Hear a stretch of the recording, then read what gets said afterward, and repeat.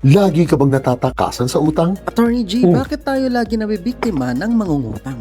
Kung susuriin nyo ng mabuti ang isyung ito, lalabas na ang problema ay ang likas na pagkataon nating mga Pilipino. Una, dahil likas tayong maawain at madali tayong mabola, madali tayong magpautang kahit doon sa mga taong wala namang kakayahang magbayad o wala namang sariling ari-arian. Pangalawa, dahil sa mabilis tayong magtiwala at sa ayaw nating magmukhang masama sa kapwa, nahihiya tayo humingi ng collateral o kasulatan kapag kamag-anak o kaibigan ang umuutang at nagpapautang tayo ng laway lang ang katibayan. Pangatlo, dahil mabilis tayo masilaw sa interes na kikitain sa utang nila, kaagad tayo nagre-release at hindi na tayo nag-iimbestiga sa kapasidad magbayad ng iba. At kapag hindi sila nakapagbayad o nagpakita, ginagawa natin collection agency ang barangay at ang hukuman para lang makakolekta. At dahil dito, alam nyo bang kalahati na nakabinbing kaso sa barangay at sa hukuman ay puro kaso sa utang lang? Samantalang kung matututo tayong mag-ingat sa paghahawak ng pera, huwag tayong magpapadala sa paawat pambobola ng iba at mag-imbestiga muna at humingi ng kasulatan bago mag-release ng pera, mababawasan ng husto ang ating problema. Naiintindihan ko ang pakiramdam ng hindi nababayaran ng utang dahil ilang beses ko na rin pinagdaanan yan. Kaya napapanahon na matuto lahat tayo na ingatan ang ating perang pinaghirapan.